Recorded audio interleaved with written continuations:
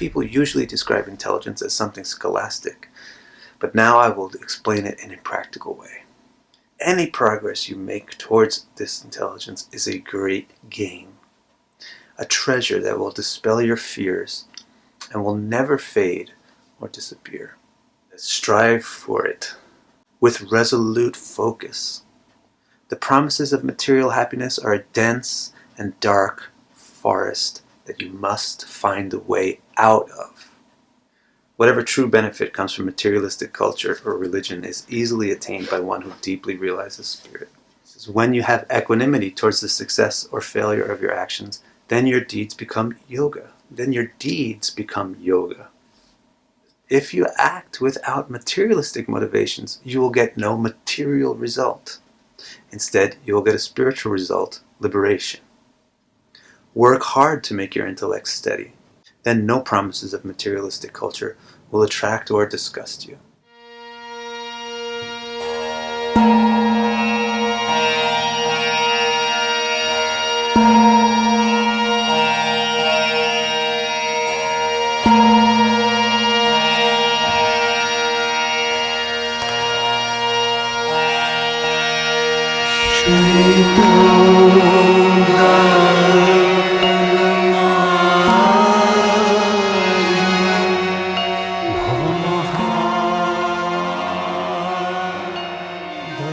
So now Arjun's been introduced to the idea of practical intelligence, active yoga, where wisdom is put into action. And now at the 54th text of the second chapter, he has questions.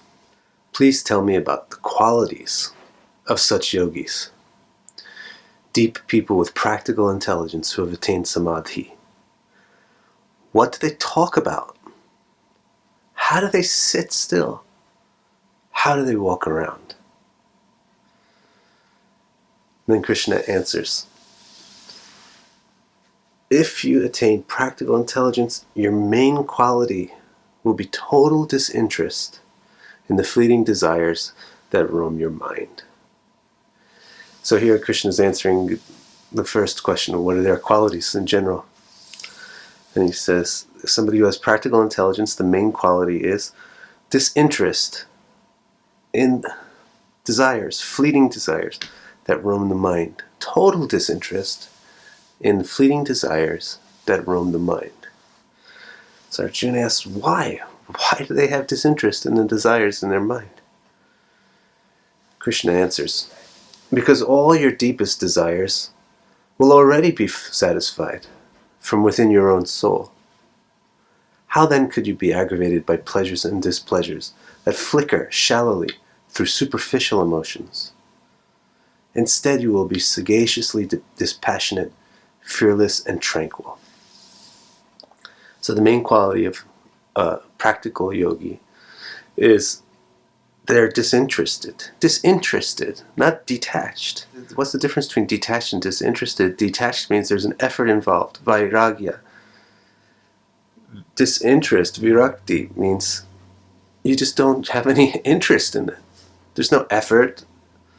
I'm not interested in solving Rubik's Cube. So there's no effort to distance myself from affairs of solving Rubik's Cube. I just don't have an interest in it. So it's like that. The practical yogi has disinterest in what? In desires. What kind of desires? Temporary desires, fleeting desires in the mind. Why? Why is he unconcerned with the desires to get happiness or avoid unhappiness? The answer is because he already has all the happiness that he needs easily from within himself. Why should he start going outside chasing around for it? Arjuna, please explain how the active yogi moves. Krishna, if you attain practical intelligence, your movements will neither be towards nor away from any external object. You will make no effort to gain or lose anything because you have no special affection or aversion for anything in this external world. So, first of all, what's their main quality? Previously, we just heard the main quality is they have disinterest in the desires in their mind. The mind has two kinds of desires. Get something good, avoid something bad. So if you want to get something good, then you move towards it. And if you want to avoid something bad, then you move away from it. Your actions are towards or away from things based on your desires. Your desires are that you want something, then your action moves towards it. If your desire is that you don't want something, then your action moves away from it. So since they are not interested in the desires for things or against things, then how do they move? They don't move towards or away from anything. So a misconception can arise. The misconception may be that they have no desire, they have no interest. They're totally disinterested in desires. They're kind of boring people. They have no motivations. And that they don't move at all. Therefore, they don't go towards anything, they don't go away from anything, they don't move. This is a misconception. The rest of the Bhagavad Gita will clarify that that's a misconception. If you are disinterested in fleeting desires that roam your mind, it doesn't mean you have no interest. It means you're not interested in fleeting desires that roam your mind. He already explained. Why are they disinterested in these great things and, important things? Because they have something better. So they're interested in something better. It's not that they have no interest or no motivation, but they have a better interest or motivation. They have a motivation and interest which is not invested into external objects. And what is their movement? It's not that they don't move, they don't have a gravity towards anything that's externally desirable, and they don't have a repulsion from anything that's externally undesirable. They just move in the direction of that desire, which is the internal desire. They don't have an external desire, they have an internal desire. They move in that direction, not towards or away anything outside. Now the 57th text. Arjuna wants to know how the active yogi talks. So Krishna says, become deeply fixed in practical intelligence, and you will never particularly praise or criticize any success or failure. So it's all based on the first quality. The first quality is that they have a disinterest in external things. If you are interested in something good, or if you are repulsed from something bad, then your movement will be affected and your speech will be affected. If you want something that you like, then your movement will be pulled towards it and your speech will be towards praising it. On the other hand, if your desire is to avoid something bad, then your movement is pushed away from it and your words are pushed to criticism of it. So the active yogi is not interested in anything external. So their movement is not external. It doesn't go towards or away from anything external. Their words are not external. They don't criticize or praise any success or failure of fulfilling desires. It doesn't mean that a yogi doesn't talk, although many yogis don't talk very often at all, because most people are talking about external things. But it doesn't mean that a yogi doesn't talk. It means that they don't talk about external things. It doesn't mean that a yogi doesn't praise something or criticize something. It means that they don't praise or criticize the success or failure in the pursuit of external objects.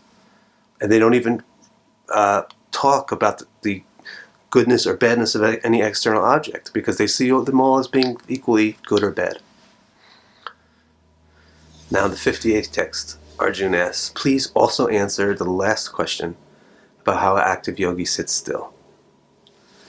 And Krishna says, realize practical intelligence and you will sit absolutely still.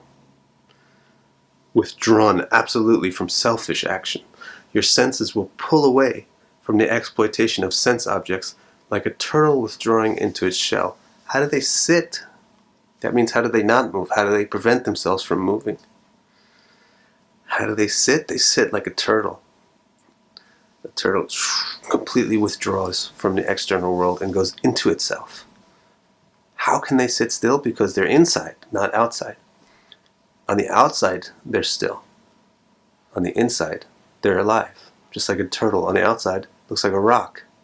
On the inside, there's a little creature in there. How is it possible to detach the senses from their desired objects? How is it possible for the turtle to pull its its arms and legs and heads into itself. And Krishna answers, it is impossible if you try to do it by force, struggling to repress enjoyment while still hungry for it. Even the most resolute and determined person cannot fully succeed in that endeavor. But it is possible to detach from sensual enjoyment as a natural side effect of enjoying something else, something better. This is the famous phrase Krishna has, param drishta nivardante. They can give up the movements of the towards external things. They can withdraw within themselves because of param drishva. They've seen something better.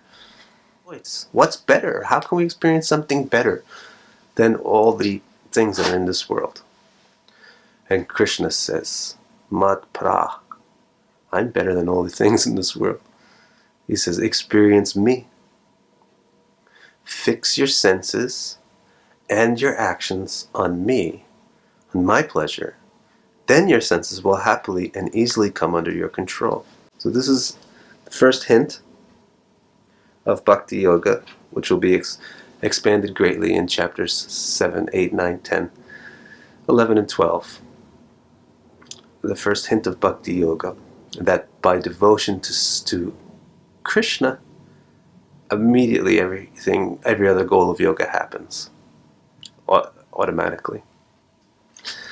So by finding within oneself consciousness, this thing which exists without effort and without boundary, the substance, the essence of what we are, finding that in ourselves causes a bliss that is superior to the happiness that's outside of the self. And then going deeper into that bliss, one finds it rooted into a super consciousness which generates everyone's consciousness, which is named Krishna. And there's so much bliss in that it pulls people in like a black hole.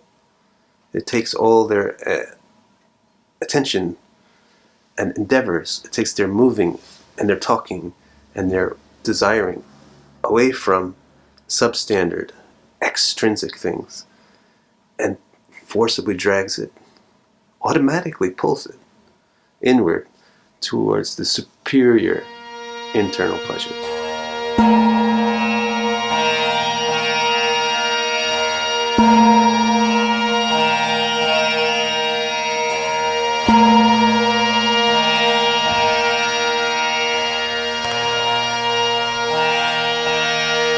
Shri